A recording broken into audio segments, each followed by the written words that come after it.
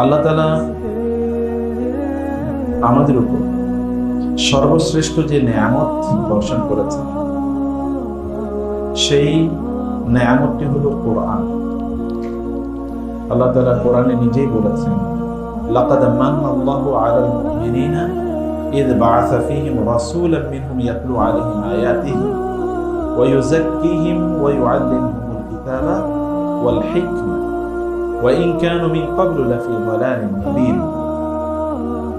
আল্লাহ তাআলা বলেছেন, তিনি মানুষের উপর, মুমিনদের উপর অনুগ্রহ করেছেন যখন তিনি মুমিনদের কাছে একজন রাসূল প্রেরণ করেছেন তাদের মধ্য থেকে। তার কাজ ছিল চারটি। রাসূলের কয়টা কাজ ছিল? চারটি। কোরআন বলছে, এবং কোরআন 4 জায়গায় কমপক্ষে আলোচনা এসেছে। এই কথাটি মূলত ইব্রাহিম আলাইহিস সালামের কথা। ইব্রাহিম আলাইহিস সালাম আল্লাহর কাছে দোয়া করেছিলেন যখন তিনি বাইতুল্লাহ নির্মাণ করেন, তার ছেলে সহ ইসমাঈল আলাইহিস সালাম সহ। তখন তিনি আল্লাহর কাছে দোয়া করেছিলেন, রব্বানা ওয়া বা'আস ফীহিম রাসূলাম মিনহুম ইয়াতলু আলাইহিম আয়াতিকা ওয়া ইউযাক্কিহিম ওয়া ইউআল্লিমুহুমুল কিতাবা ওয়াল হিকমা। আল্লাহ তাআলার কাছে তিনি দোয়া করেছেন, হে আল্লাহ, আপনি আমার যে সন্তান, এদের মাধ্যমে যে বংশধর তৈরি হবে, তাদের মাঝে তাদের মধ্যকার একজনকে রাসূল হিসেবে প্রেরণ করুন। তার কাজ হবে 4টি। ইয়াতলু আলাইহিম আয়াতিক, তিনি আপনার আয়াতগুলো তাদেরকে তেলাওয়াত করে শোনাবেন।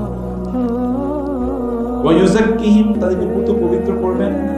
ওয়া ইউআল্লিমুহুমুল কিতাবা ওয়াল হিকমা, তাদেরকে কিতাব, যে কিতাব আপনি তাদের প্রতি নাজিল করবেন, সেই কিতাব তিনি তাদেরকে শিক্ষা দেবেন, তালিম। ওয়াল হিকমা, এবং ওই কিতাবের অর্থ তিনি তাদেরকে জানাবেন। ওই কিতাব কিভাবে তাদের জীবনে বাস্তবায়ন করবে, এটি তিনি তাদেরকে জানাবেন। এই 4টি অবজেক্টিভ নিয়ে আল্লাহর কাছে ইব্রাহিম আলাইহিস সালাম দোয়া করেছিলেন। ঠিক আল্লাহ সুবহানাহু ওয়া তাআলা সূরাতুল জুমআতে আছে, সূরাতুল বাকারাতে আছে, অন্য সূরাগুলোতে আছে। আল্লাহ তাআলা একই কথা বলেছেন, এটারই প্রতিধ্বনি আল্লাহ তাআলা বললেন, হুয়াল্লাযী বাআসা ফিল উম্মিয়িনা রাসূলাম মিনহুম, তিনি সেই সত্তা যিনি বাআসা ফিল উম্মিয়িনা রাসূলাম মিনহুম, উম্মীদের মাঝে তিনি একজন রাসূল প্রেরণ করেছেন, তাদের মধ্যকারী একজন। তার কাজ 4টি। ইয়াতলু আলাইহিম আয়াতিহি, তিনি তার আয়াতগুলো তাদেরকে তেলাওয়াত করে শোনাবেন। ইব্রাহিম আলাইহিস সালাম যেই সিকোয়েন্সে বলেছেন, একই সিকোয়েন্স, কেবল এখানে আল্লাহ তাআলা সিকোয়েন্সে একটু হালকা ব্রেক করেছেন। ইব্রাহিম আলাইহিস সালাম বলেছেন 1 নম্বর হবে তিনি আপনার আয়াতগুলো তাদেরকে তেলাওয়াত করে শোনাবেন। আল্লাহ তাআলা অন্য আয়াতগুলোতে বলেছেন, হ্যাঁ, তিনিও প্রেরণ করেছেন তাদের মধ্য থেকে একজন রাসূলকে, ইব্রাহিম আলাইহিস সালামের বংশে। তিনি তার আয়াতগুলো, এখানে 1 নম্বর, তার আয়াতগুলো তিনি তাদেরকে তেলাওয়াত করে শোনাবেন, মানে আল্লাহর আয়াতগুলো তেলাওয়াত করে শোনাবেন। 2 নম্বরে কি? আল্লাহর আয়াত যে কিতাব ধারণ করবে, ওই কিতাব তিনি তাদেরকে শিক্ষা দেবেন। ইব্রাহিম আলাইহিস সালামকে বলছিলেন 3 নম্বর, আর আল্লাহ তাআলা বলেন না, এটা 2 নম্বর। এবং ইব্রাহিম আলাইহিস সালাম যেটাকে বলেছেন 4 নম্বর, সেটাকে আল্লাহ তাআলা এনে দিলেন 3 নম্বর। ইব্রাহিম আলাইহিস সালাম বলেছেন ওয়াল হিকমা 4 নম্বর, আল্লাহ বলেন ওয়াল হিকমা 3 নম্বর, যে তিনি তাদেরকে হিকমা, মানে যে কিতাব নাজিল করবেন, ওই কিতাব তাদের জীবনে কিভাবে বাস্তবায়ন করবে, এটি তিনি তাদেরকে শেখাবেন। আল্লাহ তাআলা বলেন না, এটা 3 নম্বর। ইব্রাহিম আলাইহিস সালাম বলেছেন এটা 4 নম্বর।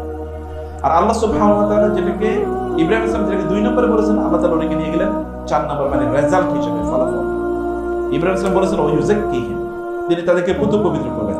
আল্লাহ বললেন পবিত্র করুন, সর্বশেষ কাজ। এই ধারাবাহিকতা, এটা একটা জালের মতো, একটা চাকুরির মতো।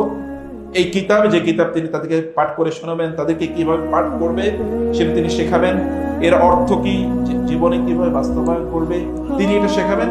এবং আলটিমেটলি সবকিছুর অবজেক্টিভ রেজাল্ট, এন্ড রেজাল্ট হবে কি? The purification of their souls, তাদের আত্মার পরিশুদ্ধি, the elevation of their hearts, তাদের আত্মার উন্নয়ন। এটা হবে that will be the final result, the end result, the finished good, যেটা এই সবকিছুর কাজ হিসেবে, এন্ড রেজাল্ট হিসেবে আসবে। এবং আল্লাহ তাআলা বলেছেন, আল্লাহর অনুগ্রহ হলো যে তিনি তোমাদের মধ্যে একজন রাসূল পাঠিয়েছেন।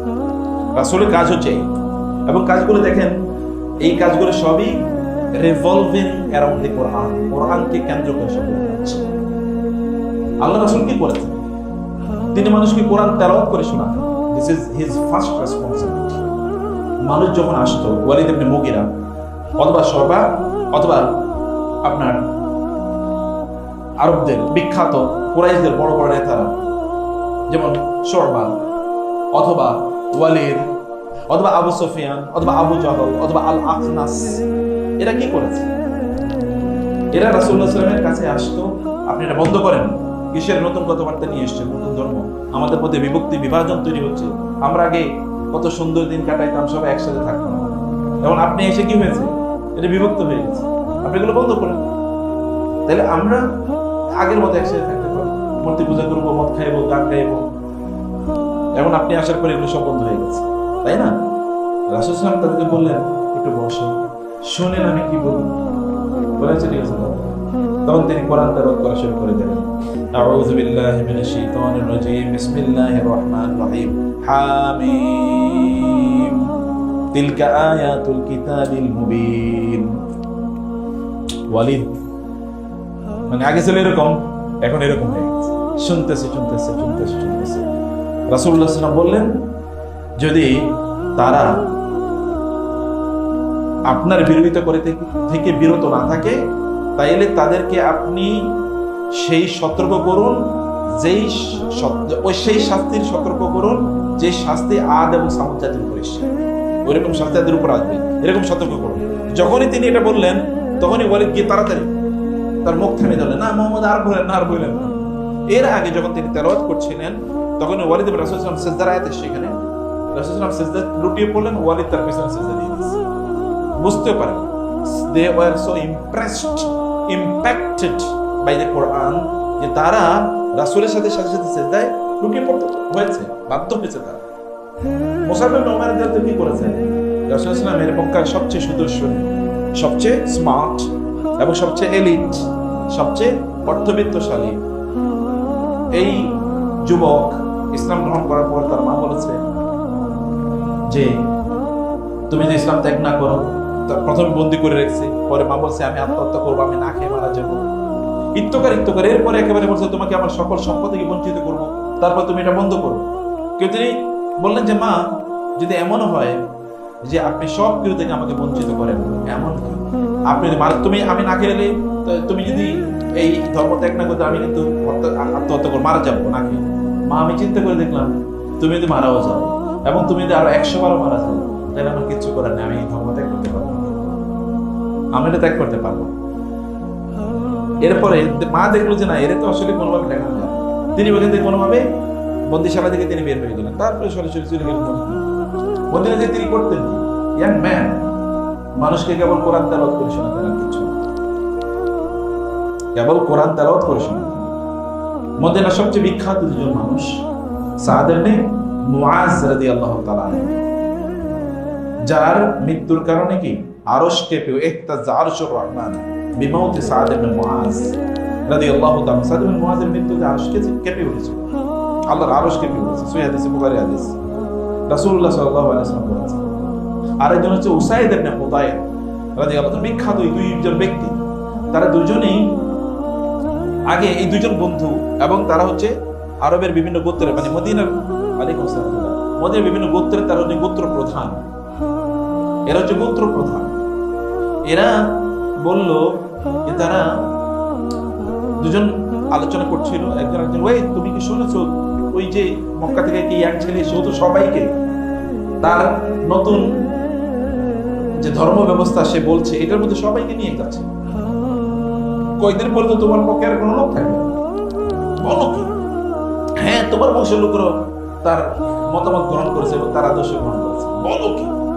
তো সাদ ইবনে মুআজ বলে উসাইদ ইবনে মুআজ, তুমি এত বড় বীর যোদ্ধা, এত পালোয়ান হয়ে তোমার লাভ কি? তোমার বংশের লোকেরা তো ইয়াং ছেলের কথায় মুগ্ধ হয়ে সেদিকে চলে যাচ্ছে, তুমি পারলে কিছু করো। বলে হ্যাঁ ঠিক আছে, আমি করে দেখাচ্ছি।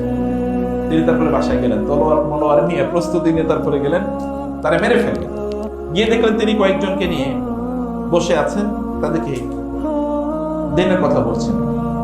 উসাইদ ইবনে হুদায়র গিয়ে বলেন, এই ইয়াং ম্যান, বন্ধ করে এগুলো, তুমি কি বলছো? আমার লোকজনকে তুমি তোমার আদর্শে নিয়ে যাচ্ছ, এগুলো কি বন্ধ করো?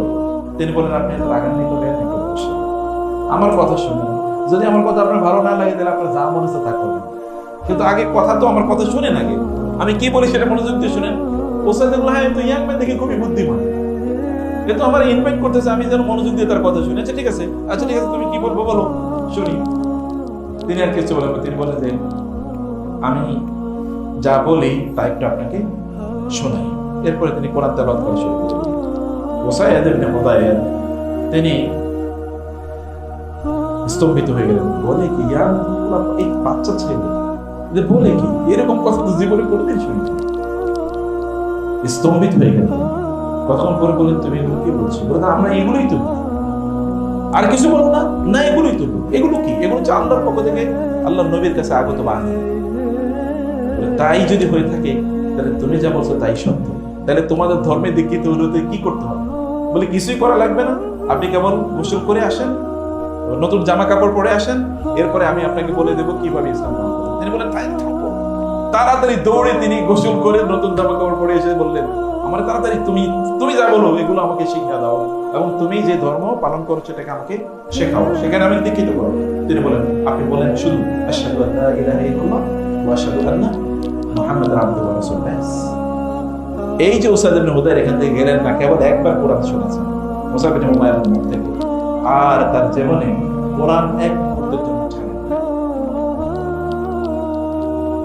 উসাইদ ইবনে হুদাইরের জীবনে আপনারা পড়বেন, বাসায় গেলে আমি তো পুরো বলতে পারবো না, কিছু পড়বেন। উসাইদ ইবনে হুদাইর রাদিয়াল্লাহু তাআলা সহিহ বুখারীতে বর্ণনা এসেছে। উসাইদ ইবনে হুদাইর রাদিয়াল্লাহু তাআলা তিনি একবার সূরাতুল বাকারা বা আয়াতুল কুরসি তিনি পড়ছেন, সূরাতুল বাকারা তিনি পড়ছেন রাতে বাসায় সূরাতুল বাকারা পড়ছেন, এবং তার ছেলে তিনি তার কাছেই শুয়ে আছেন, এবং পাশে আবার কি তাদের ঘর বাড়ি তো আর আমাদের মধ্যে আলিশান ঘর বাড়ি, ছোট ঘর বাড়ি, ওইখানে তারা আবার ঘোড়া রাস্তা, ঘোড়া ওইখানে বাঁধা। যখন তিনি তেলাওয়াত করছিলেন তো অনেক ঘোড়া এরকম লাফিয়ে উঠতেছে, এবং মনে হচ্ছে যেন তার ছেলের গায়ের উপরে এসে পড়ে। তিনি তেলাওয়াত বন্ধ করে দিয়েছেন, ঘোড়াওকে লাফানো বন্ধ। আবার তিনি তেলাওয়াত করছেন, আবার ঘোড়া লাফাচ্ছে, আবার তেলাওয়াত বন্ধ, ঘোড়া লাফানি বন্ধ। এটা দেখে তিনি এরকম 2-3 বার করার পরে তিনি বললেন, ঘটনা আমি তেলাওয়াত শুরু করি, ঘোড়া লাফায়, ঘটনা। এরপরে তিনি একটু ঘর থেকে বের হলেন, এই কোনো সমস্যা আছে কিনা, বাইরে আবহাওয়া খারাপ, বা ঘোড়া কিন্তু অনেক কিছু সেন্স করতে পারে, কোনো ডেঞ্জার সেন্স করতে পারে, এমন কোনো কিছু। তিনি ঘর থেকে বাইরে গিয়ে দেখলেন গোটা আকাশ মরিচা বাতির মতো করে এরকম জল করছে, কেমন যেন কেউ যেন লাইট দিয়ে গোটা আকাশকে সাজিয়ে রেখেছে। এটা কিন্তু তারকারা ইয়েরা, এমন যেন আলাদা কোনো লাইট দিয়ে সাজিয়ে রাখছে গোটা আকাশ, এরকম মরিচা বাতির মতো। ফজরের সময় হয়ে গেল, তিনি ফজরের নামাজ পড়লেন, পরে এরপরে গত রাতে এরকম একটা ঘটনা হয়েছে, কি হয়েছে বুঝতে পারেন। রাসূল বললেন, তিলকাল মালাইকাতু দানাত লিস্তিমাই তেলাওয়াতিক, তারা ছিল ফেরেশতা, তোমার তেলাওয়াত শোনার জন্য তারা আসমানে এই নিচে নেমে এসেছে, এবং ঝাঁক ধরে তারা ছিল। তুমি যদি ফজর পর্যন্ত তেলাওয়াত অব্যাহত রাখতা, তাহলে লোকেরা ফজরের নামাজে উঠার পর তার আকাশের দিকে তাকিয়ে তারা দেখতো ফেরেশতারা এরকম ঝাঁক ধরে আছে। তেলাওয়াত শুনছে কয়বার? তিনি একবার মাত্র তেলাওয়াত শুনছেন। কার কাছ থেকে? ওই যে মুসাব ইবনে উমাইয়ার কাছ থেকে কেবল একবার তেলাওয়াত শুনেছেন। এরপরে তার পরিস্থিতি দেখেন।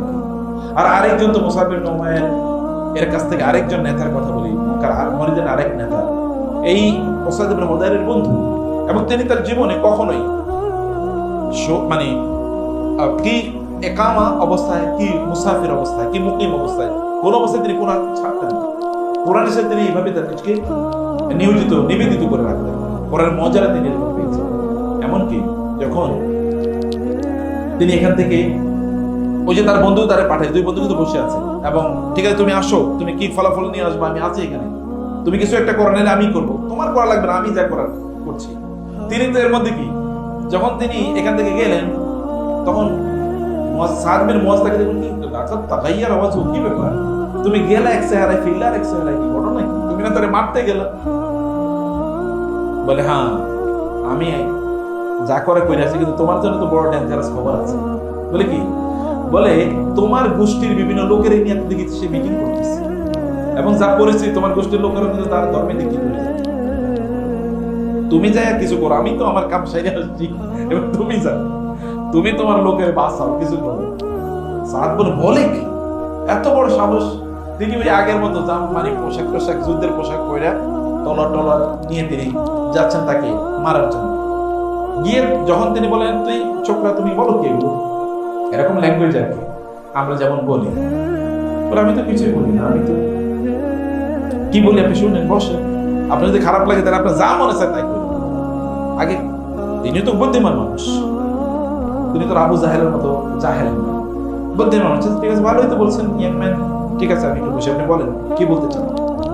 তিনি বললেন, আমি যা বলতে চাই তা হলো এই, বলেই তিনি কোরআন তেলাওয়াত করা শুরু করলেন। কিছুক্ষণ পর সাদ বিন মুআজ তিনি নিচের দিকে তাকিয়েছিলেন, মুগ্ধ দৃষ্টিতে তিনি তার তেলাওয়াত শুনছিলেন, কথা শুনছিলেন। প্রথম বললেন, আপনি যা বলছেন আপনি কি এগুলি শুধু বলেন ইয়াং ম্যান? বলে আমি তো এগুলি বলি, এর বাইরে আর কিছু বলেন না? ওটা আপনি যা বলেন তো মহাচমৎকার, অসাধারণ। বলে আমি তো এই কথাই শুধু বলি মানুষ, আর কিচ্ছু বলি না। তাহলে ঠিক আছে, আপনার এই ধর্মে কি তৈরিতে কি করতে হবে? আগের মতো দেখেন, এক সকালে দুই ঘটনা, বড় ঘটনা ঘটে যাচ্ছে। কি করতে হবে?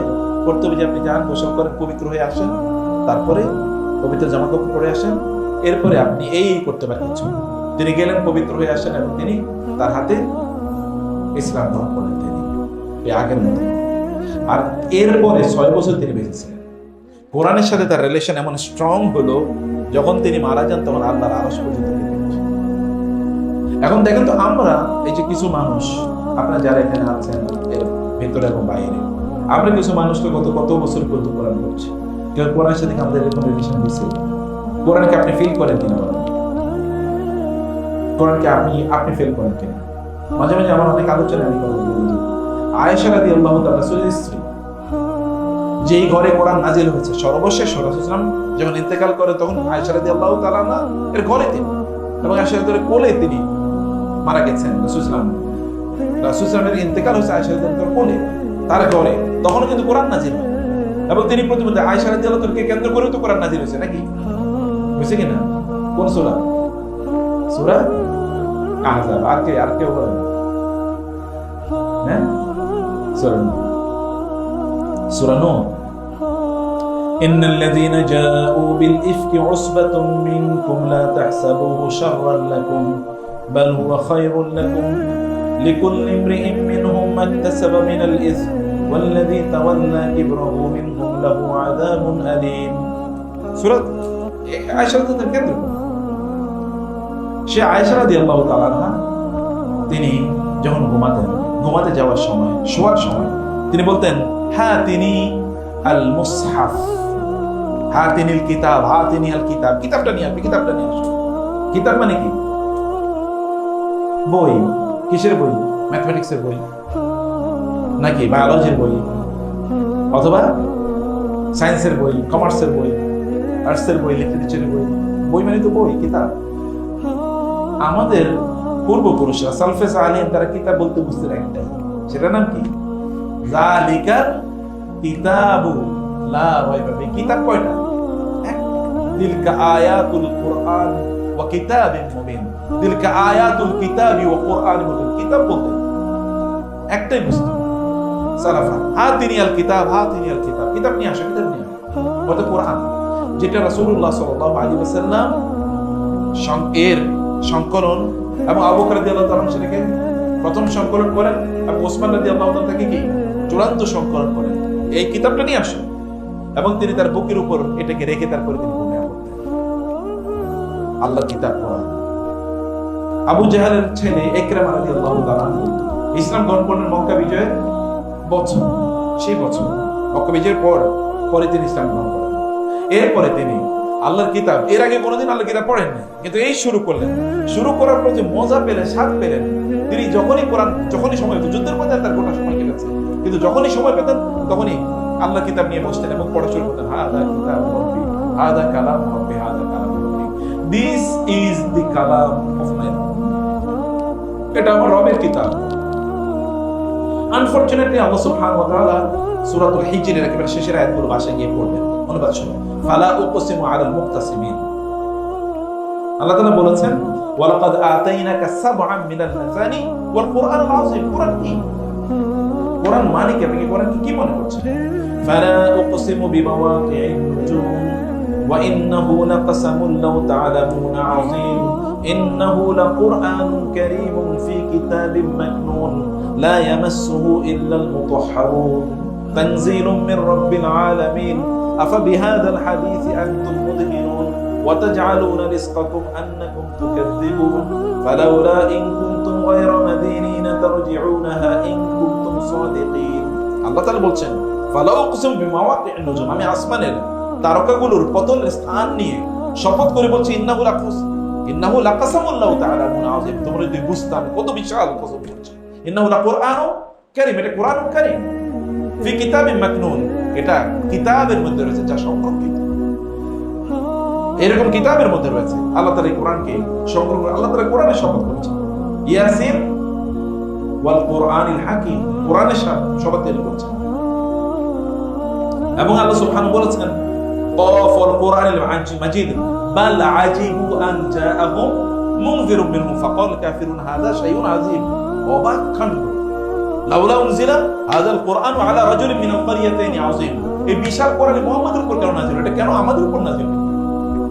লাউ আনজালনা হাযাল কুরআন আলা জাবালিন লারাআইতাহু খাশিআন মুতাসাদ্দিআন ওয়া তিলকাল আমসালু নাদরিবুহা লিন-নাসি লাআল্লাহুম ইয়াতাফাক্কারুন লাআল্লাহুম ইয়াকিলুন আহুম ইয়াফকাহুন। আবার আল্লাহ তাআলা বলছেন আমি এই কোরআন যদি পাহাড়ের উপর নাযিল করতাম তাহলে তোমরা দেখতে এই কোরআনের ভারীত্বে এত ওয়েট, এটা যে পাহাড়টি হতো চূর্ণ বিচূর্ণ হয়েছে। আমি মানুষের কাছে উদাহরণ পেশ করছি, আপনি কবে বা আমরা কবে উদাহরণ চিন্তা করছি? আল্লাহ তাআলা বলেছেন কোরআন কেবল আলেমরা ছাড়া কেউ বুঝে না। তার মানে এর বিপরীতে যারা আছে তারা কি? আলেমের বিপরীত কি বলেন? বুঝেন নেই। আলেমের বিপরীত কি?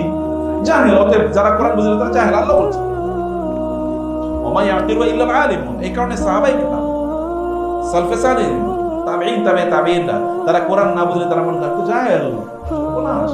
আল্লাহই বলেন আমি জানি। অতএব কোরআন না বুঝলে তো আমরা জাহালাতের মধ্যে আছি।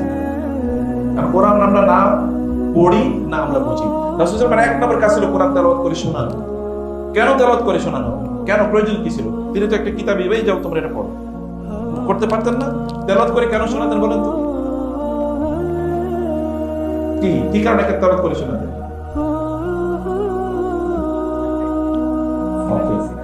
সেনা টু সেনা তেলাওয়াত করে শোনা, ঠিক আছে, জাযাকাল্লাহ। আর কেউ বলেন হ্যাঁ তেলাওয়াত করে এই জন্য শোনাতেন যে কিভাবে তেলাওয়াত করতে হবে তা জানেন। তেলাওয়াত এইভাবে করতে হবে। কোরআনের তেলাওয়াত কি কোনো আবিষ্কার নাকি?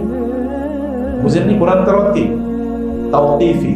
রাসূলুল্লাহ সাল্লাল্লাহু আলাইহি ওয়াসাল্লাম যেভাবে তেলাওয়াত করেছেন ওইভাবেই তেলাওয়াত করতে হবে। অতএব আমি তেলাওয়াত নিজে আবিষ্কার করি নাই কোনো কিছু, আপনিও কিছু আবিষ্কার করেন না। এইটা পুরোটাই ইশতেকার থেকে মুহাম্মাদুর রাসূলুল্লাহ সাল্লাল্লাহু আলাইহি ওয়াসাল্লাম কাছে তিনি তেলাওয়াত করে শোনাতেন এবং বিভিন্ন মাওকায় তিনি তেলাওয়াত করতেন। কিভাবে? যখন কোরআন তেলাওয়াত নাযিল হতো তো তিনি কি করতেন? লা তুহাররিক বিহি লিসানাকা লিতা'জালা বিহি ইন্না আলাইনা জামআহু ওয়া কুরআনা ফাইযা ক্বরা'নাহু ফাত্তাবি' কুরআনা সুম্মা ইন্না আলাইনা বায়ানা। আল্লাহ বলছেন যে আপনি যখন কোরআন আমি নাযিল করব তখন আপনি দ্রুত কোরআন মুখস্থ করার জন্য জিহ্বার এত নাড়াচাড়া করেন, স্লো ডাউন, আস্তে আস্তে করেন। কারণ কি? ইন্না আলাইনা জামআহু ওয়া কুরআনা, এই কোরআনকে আপনার অন্তরে জমা করে দেয়, এটা দায়িত্ব আমার। এবং কোরআন আপনি কিভাবে পড়বেন এটা শিখিয়ে দেওয়ার দায়িত্ব কার? আমার। তাহলে কোরআন কিভাবে পড়বেন কে শিখাইছে? আল্লাহ তাআলা। কাকে শিখিয়েছেন? জিবরিলকে। আল্লামাহু শাদীদুল কুওয়া যু মিররাতিন ফাস্তাওয়া ওয়া হুয়া বিল উফুকিল আ'লা সুম্মা দানা ফাতাদাল্লা ফাকানা কাবা কাওসাইনি আও আদনা ফাআওহা ইলা 'আবদিহি মা আওহা। আল্লাহ বলেছেন আল্লামাহু শাদীদুল কুওয়া, সবচেয়ে শক্তিশালী। নাযালা বিহি রূহুল আমিন আলা কলবিকা বিলিসানিন আরাবিয়্যিন মুবিন মান কানা আদুওয়ান লিজিবরিল ফাইন্নাহু নাযালাহু আলা কলবিকা বিইذنিল্লাহি মুসাদ্দিকান লিমা বাইনা ইয়াদাইহি। আল্লাহ তাআলা বলেছেন জিবরিল আলাইহিস সালাম রাসূলকে এসে কোরআন শেখাতেন। জিবরিলকে কে শেখাতেন? আল্লাহ সুবহানাহু ওয়া তাআলা। জিবরিল আলাইহিস সালামকে শেখাতেন এবং রাসূলুল্লাহ আবার জিবরিলকে তেলাওয়াত করে শোনাইতেন। ফার্স্ট কাজ, প্রথম কাজ তেলাওয়াত করে জিবরিলকে তিনি শোনাতেন। ভালো করে শুনবেন, যে তাসমিয়া, আরেকজনকে শোনানো। এটা রাসূলুল্লাহ সাল্লাল্লাহু আলাইহি ওয়াসাল্লাম এই কাজটি জিবরিলকে শোনাতেন। জিবরিল বলতেন যে ঠিক আছে, ঠিক নাই, এরকম যেন শোনেন। ঠিক নাই তো আর বলার কোনো সুযোগ নেই, কারণ আল্লাহ তাকে শিখিয়ে দিয়েছেন। কিন্তু জিবরিলকে তিনি শোনাতেন। এসিটা চলে না, এসিটা বন্ধ, ওকে, নো প্রবলেম। তো আমরা যেটা বলছি যে শুনে এরপরে তিনি আবার জিবরিলকে এটা শোনাতেন।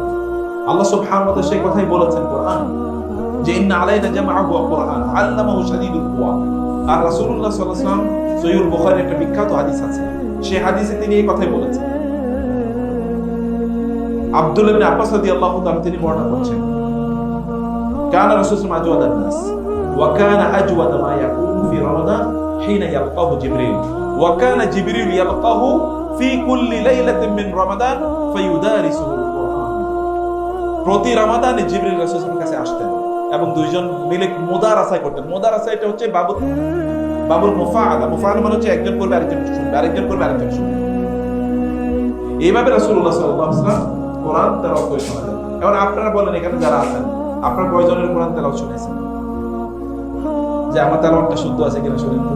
এটা রাসূলের সুন্নাত, এটা রাসূলের সুন্নাত। আমি শুনাইছি, এখানে আমি বলতে পারছি। আমি হাফেজ না কোরআনের, কিন্তু আমি ছোটবেলায় যেখানে শুদ্ধ করে কোরআন পড়ানো হয় আমাদের দেশে, আমাদের এলাকায়, এখানে সব শুদ্ধ করে তাজবিদ সহকারে কোরআন শেখানো হয়। আমি ওখানে গিয়েছি, আবার তাদের কাছে ছোটবেলায় কোরআন শিখেছি, যিনি শুদ্ধ করে কোরআন পড়াতে পারেন।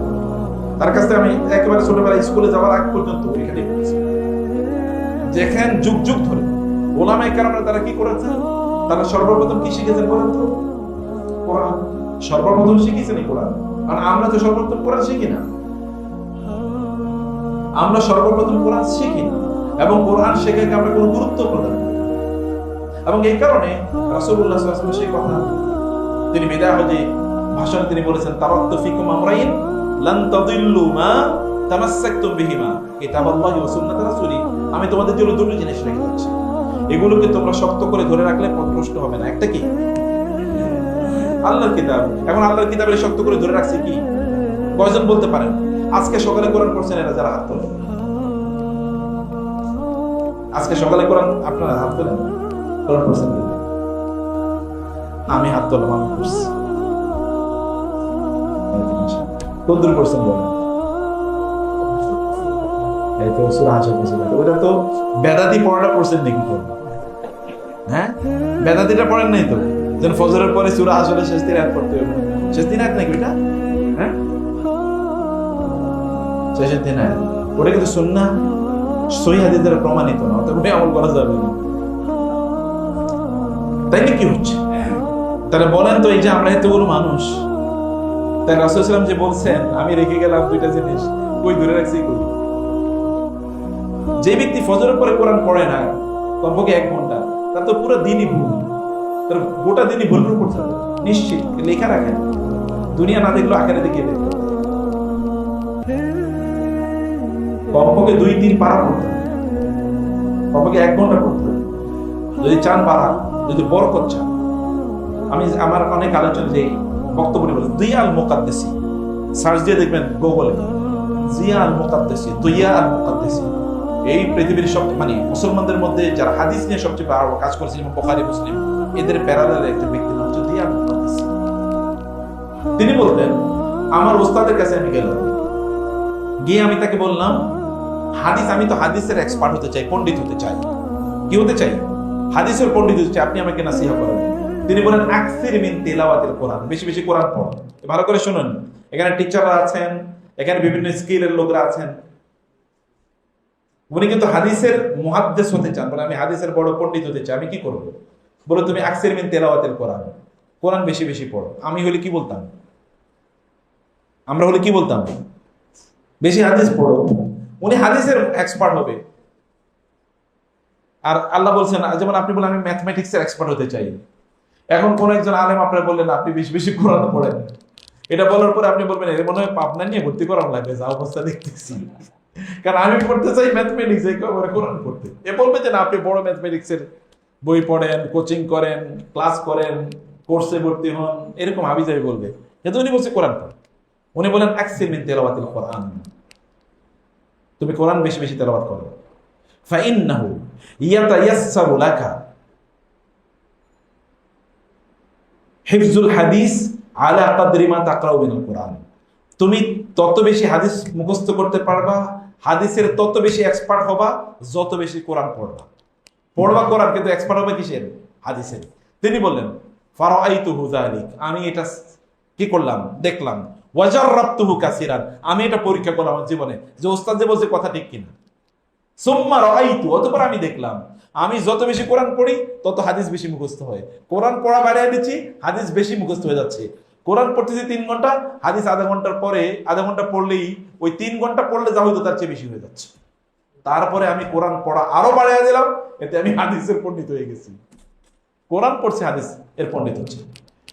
ইবনু তাইমিয়া রাহিমাহুল্লাহ তার এক্সপার্টিজের এই গোটা পৃথিবী ইবনু তাইমিয়ার কাছে ঋণী না, যে পরিমাণ খেদমত তিনি করেছেন, বিশেষ করে বেদাত, শিরক, কুফরের বিরুদ্ধে এবং শিরকি সুফিতন্ত্রের বিরুদ্ধে তার যেই জিহাদ, এটা তো মানব জাতি কিয়ামত পর্যন্ত স্মরণ রাখতে হবে।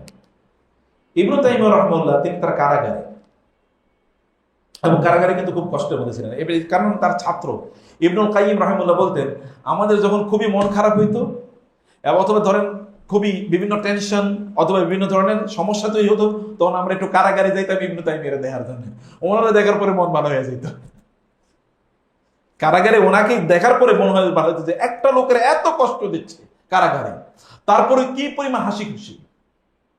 তাহলে তখন আমাদের মনে হতো, এই কারণে রাসূলুল্লাহ সাল্লাল্লাহু আলাইহি ওয়াসাল্লাম যখন আব্দুল্লাহ ইবনে মাসউদ তাকে জিজ্ঞেস করেন, আবু মুসা আল আশআরী তাকে জিজ্ঞেস করেন, ইয়া রাসূলুল্লাহ আপনার এত কষ্ট, কারণ তিনি যখন তার ইন্তেকালের সময় তার এত পরিমাণ জ্বর, মাথা ব্যথা ছিল যে তার কম্বলের উপর দিয়ে মনে হচ্ছে যেন আগুন জ্বলছে, কম্বলের উপর পড়তো, মানুষ হাত দিলে হাত পড়ে যেত, এরকম একটা অবস্থা। তখন সাহাবায়ে কেরাম, ইয়া রাসূলুল্লাহ আপনি তো দেখি আমাদের জ্বর হলে বা অসুখ হলে যা কষ্ট, আপনি তো তার চেয়ে দ্বিগুণ। বলে হ্যাঁ। অথবা আপনার তো অনেক কষ্ট হচ্ছে, বলে হ্যাঁ, তোমাদের দুইজনের অসুখ মিলে যা হয় আমার একা তার চেয়ে বেশি। বলে তার মানে তো আপনার সওয়াব বেশি। তিনি বলেন আমি কষ্ট বেশি পাইছি, আমার সওয়াব বেশি হবে না? কষ্ট বেশি, সওয়াব বেশি। তখন তারা বলে, ইয়া রাসূলুল্লাহ তাহলে সবচেয়ে বেশি কষ্ট পায় কারা? বলে নবীরা। সবচেয়ে বেশি কষ্ট কাদের? নবীদের। এখন আপনি বলবেন আমি কষ্টে পড়লাম, নিশ্চয়ই কোনো গুনাহ করছি। সবসময় গুনার কারণে মানুষ বিপদে পড়ে না। Sometimes Allah tests you, examines you whether you remain steadfast in the way of Allah. Allah আপনাকে পরীক্ষা করেন যে আপনি আল্লাহর পথে থাকেন কিনা।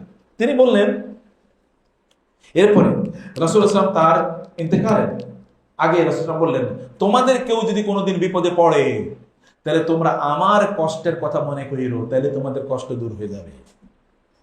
কারণ মৃত্যুর আগে তিনি দেখছেন পানি নিয়ে কাবল মুখের মধ্যে পানি দিচ্ছেন, পানি নিচ্ছেন মুখে ছিটাচ্ছেন, পানি নিচ্ছেন মুখে ছিটাচ্ছেন, পানি হাত দিচ্ছেন মুখে ছিটাচ্ছেন, এবং তিনি বলছেন ইয়া সাকরাতুল মাউত, হায় সাকরাতুল মাউত, হায় মৃত্যুর কষ্ট, হায় মৃত্যুর যন্ত্রণা, হায় মৃত্যুর যন্ত্রণা। তিনি বলছেন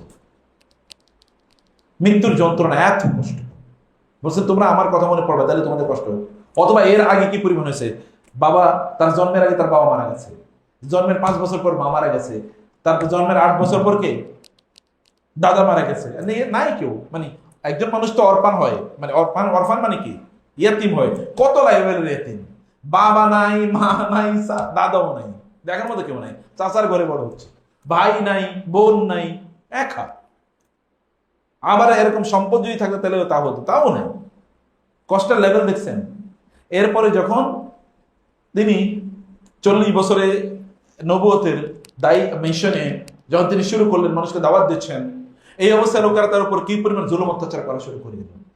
এরপরে তো আমরা তো জানি তায়েফের ময়দানে কি করেছে, মক্কায় তার উপর কি পরিমাণ জুলুম অত্যাচার করেছে। এরকম জুলুম কোনো মানুষ কোনোদিন ফেস করে না, কোনো মানুষের এরকম জুলুম হয়নি। অযথা যদি খারাপ মানুষ হতো তাহলে একটা ভিন্ন কথা ছিল। এই লোকেরা তাকে বলে আসওয়াদিক আল আমিন, তিনি পরম সত্যবাদী, পরম বিশ্বস্ত। কিন্তু তার উপর যে জুলুম চাপিয়ে দেওয়া হয়েছিল, এই কারণে তিনি বলেছেন তোমাদের কষ্ট হলে আমার কথা মনে করি, তাহলে তোমাদের কষ্ট কমে যাবে। ইবনু তাইমিয়া রাহিমাহুল্লাহ তিনি লাস্টের যে কয়েকদিন তিনি কারাগারে ছিলেন, এই কয়েকদিন তিনি বললেন আল্লাহ তাআলা কোরআনের ব্যাপারে আমাকে এমন কিছু নলেজ প্রদান করলেন যেটা এর আগে কোনোদিন আমি বুঝতে পারি নাই। কারণ ওই সময় তিনি কোরআন আরো বেশি পড়তেন। এর আগে তো তিনি কি করেছেন, এর আগেও তিনি কোরআন পড়েছেন, কোরআনের উপর গবেষণা, তারপরে ওই সময় তিনি কোরআন আরো বেশি পড়েছেন। মানে আমি যখন কোরআন পড়া আরো বাড়িয়ে দিলাম, তখন কোরআনের ব্যাপারে আমার এত নলেজ তৈরি হলো নতুন করে, যেটা আমি কোনোদিন আগে শিখিনি। আমার তখন মনে হলো, আরে গোটা জীবন যদি কেবল কোরআন পড়িয়া কাটিয়ে দিতাম, অন্য কোনো কাজ যদি না করতাম। অথচ তাওহীদের উপর তিনি যদি বই না লিখতেন তাইলেই কি হতো আমরা জানি না। মানুষকে তিনি যদি তাওহীদ না জানাতেন, আকীদার উপর তিনি যদি জিহাদ না করতেন, কোথায় গিয়ে দাঁড়াতাম আমরা জানি না। সুফিরা হয়তো সব গিরেই ফেলতো। আল্লাহ বিভিন্ন সময় প্রতি শতাব্দীতে একজন করে কি মুজাদ্দিদ পাঠান, যিনি তাজদীদ করেন, দিনকে রিনিউ করেন, দিনকে তা আবার এর চারপাশে, ধর্মের চারপাশে, দিনের চারপাশে যে সকল মরিচিকা তৈরি হয়ে এগুলোকে দূর করেন, তিনি এরকম ব্যক্তি ছিলেন। তো সেই জায়গায় তিনি বলছেন কোরআনের কথা। তাহলে আমাদের কোরআনের সাথে সম্পর্ক কতটুকু? রাতে ঘুমের আগে 100 আয়াত কোরআন তেলাওয়াত করা লাগে। গত রাতে ঘুমের আগে 100 আয়াত তেলাওয়াত করছেন কয়জন? তাহলে এখন বলেন কোথায় আছি আমরা? নামাজে যখন আমরা দাঁড়াই তখন তো আল্লাহ সুবহানাহু ওয়া তাআলা আমাদেরকে সময়ের কসম করে বলছেন, সময়ের কারণে তোমরা আমারে সময় দাও না, এই কারণে তোমরা ক্ষতির মধ্যে আছো। কোন সূরা? সূরাতুল আসর। আর আমরা নামাজই পড়ি সূরা আসর দিয়ে। আল্লাহ বলছেন তোমরা আমারে সময় দাও না দেখে তোমরা কি ক্ষতির মধ্যে নিমজ্জিত। আর আমরা এই সূরা দিয়ে নামাজ পড়ি, যে ঠিক আছে তোমাদের আরো কম সময় দিলাম। নামাজে দাঁড়াইলে তো আপনার কুল হুয়াল্লাহ আর ইন্না আতাইনা মনে পড়ে, এক মানে রোবোটিক, তাই না? আমরা চয়েস করেন, বলে তো কয়জন হাত? আপনি আমার বলার দরকার নেই, মনের কাছে এই জিজ্ঞাসা তুলে ধরেন, আপনি চয়েস করছেন আয়াত সূরা, চয়েস করে পড়ছেন নামাজের মধ্যে, কয়জন বলতে পারেন? দেখবেন একটা অটো সিস্টেম হয়েছে, অটোমেটেড, একদম অটোমেটেড ট্যাপ রেকর্ডারের মতো। নামাজে দাঁড়াইছেন, হঠাৎ করে কি পড়ছেন, কতক্ষণ পরে আপনার মনে হয় 2 রাকাত হয়ে গেছে, এরপর আপনার মনে নেই কি পড়ছেন, কারণ আপনি you have not chosen the surah, আপনি সূরা চুজই করেন নাই। অবশ্য আপনাকে কনসিয়াসলি সূরা চুজ করার কথা ছিল। যখন আমরা একাকি, যখন আমরা ধরেন যে নামাজগুলোতে নাই, সূরা নাই, এই নামাজগুলো কি ইমাম সাহেবরা তাড়াতাড়ি পড়ে না ধীরে পড়ে? বুঝেন না আমার কথা? যে নামাজগুলোতে মানে আস্তে তেলাওয়াত, মানে গোপনে তেলাওয়াত করতে হয়, সেই নামাজগুলো কি ইমাম সাহেবরা তাড়াতাড়ি পড়ে না আস্তে আস্তে পড়ে? তাড়াতাড়ি পড়ে না, কারণ সে যে কি পড়ে এটা তো আর অন্য শুনে না। অন্য সময় যখন তেলাওয়াত করে শোনার লাগে, তাহলে মুসল্লিরা মনে করবে এত তাড়াতাড়ি পড়ে কেন? আপনি দেখবেন পিছনে সূরা ফাতিহা ঠিক মতো পড়তে পারবেন না, অথচ রাসূলুল্লাহ সাল্লাল্লাহু আলাইহি ওয়াসাল্লাম জোহরের নামাজে কখনো কখনো লম্বা সূরা বাকারা পড়তেন। তাহলে কি লম্বা সময় নিয়ে নামাজে করতেন? আমরা করছি কি? কনসিয়াসলি আমরা সূরা চুজ করি না। নামাজের মধ্যে সূরা ইয়াসিন, আপনারা নিজেরা একাকি নামাজ পড়ে যখন নফল পড়ছেন, সূরা ইয়াসিন পড়ছেন, অথবা সূরা রহমান, যেগুলো আমাদের দেশের লোকেরা মুখস্থ করে, অথবা সূরাতুল মুলক বা সূরাতুল হাশর বা সূরাতুল ওয়াকিয়া, এই সূরাগুলো পড়ছেন কয়জন আছেন বলেন? সব সময় আলাম তারা থেকে কুলাইজুল বিনাস। So what is your problem? What is our problem? আমাদের প্রবলেমটা কোথায় দেখছেন? ডিজিজটা কোথায়? আল্লাহ রাসূল বলেছেন সাল্লাল্লাহু আলাইহি ওয়াসাল্লাম, ইন্নাল্লাহা ইয়ারফাউ বিহাযাল কিতাবি আকওয়ামান ওয়া ইয়াদউ বিহি আখারিন। আল্লাহ তাআলা এই কিতাবের কারণে বহু জাতির উত্থান ঘটান, বহু জাতির কি পতন ঘটান। আমি এখন শুদ্ধ করে পড়ার কথা বলছি না, আমি বলছি কেবল পড়েন কিনা, পড়ি তো না। ওই যে গল্প আছে না, শিক্ষক ক্লাসে ঢুকে বলছে যে আমাদের স্কুলে আমরা নতুন একটা কি লাইব্রেরি করতেছি, অর্থাৎ তোমাদের বাড়িতে, প্রত্যেকের বাড়িতে যেই বইটা কেউ পড়ে না এরকম একটা বই নিয়ে এসো। কেউ পড়ে না, যত বাড়িতে থাকার দরকার কি, নিয়ে এসো। এখন সকালে তিনি ক্লাসে এসে তারপরে বলেন, গতকাল বলছিলাম কি মনে আছে? বলে হ্যাঁ স্যার মনে আছে। কি বলেছে? বই আনতে, যেটা কেউ পড়ে না নিয়ে আসতে বলছেন। তো নিয়ে আসো, তুমি কোনটা নিয়ে আসো।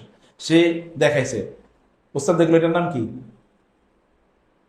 যে বইটা নিয়ে আসে বইটার নাম কি গ্যাস করতে পারে? Can you guess? এটা হলো আল কোরআনুল কারীম। প্রথম যে ছাত্র নিয়ে এসে দেখা গেল আল কোরআনুল কারীম।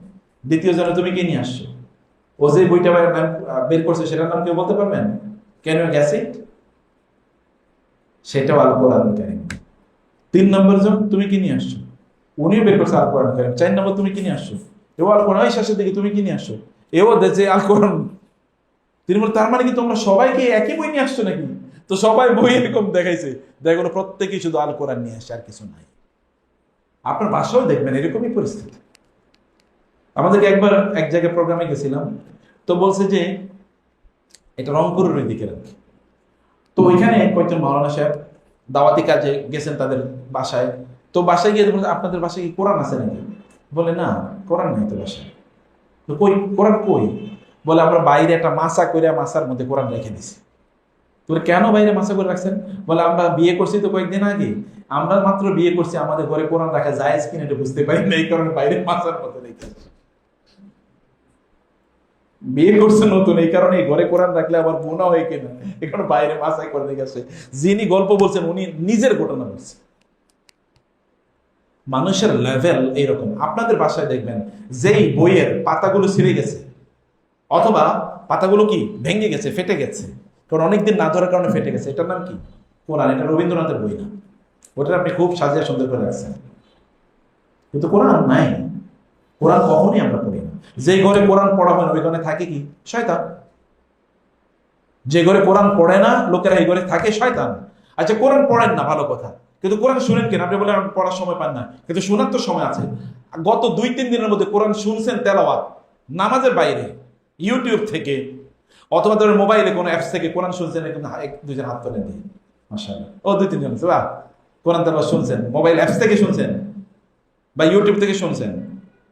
কোরআন তেলাওয়াত শোনা এটা সুন্নাহ। কোরআন তেলাওয়াত শোনা কি? এটা সুন্নাহ।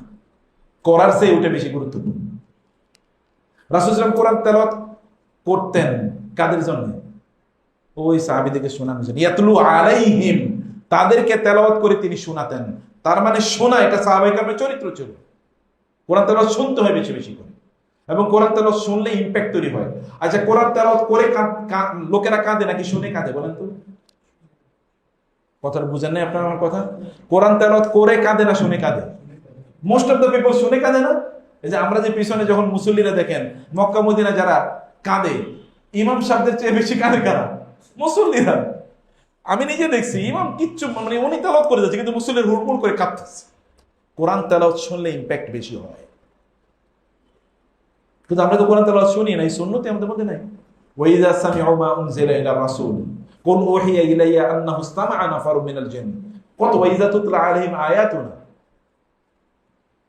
আওয়ালাম তাকুন তুতলা আলাইকুম আয়াতুনা তুতলা আলাইকুম, আমার আয়াতগুলো কি তোমাদের সামনে তেলাওয়াত করা হতো না? এই যে তেলাওয়াত শোনা ইজ ভেরি ইম্পর্টেন্ট। কেন ইউটিউবে সোশ্যাল মিডিয়াতে ইউটিউবে কি নাই তেলাওয়াত? সবচেয়ে সুন্দর আপনি লেখেন না most beautiful heart touching recitation, দেখেন আপনার কত পরিমাণ ভিডিও চলে আসে।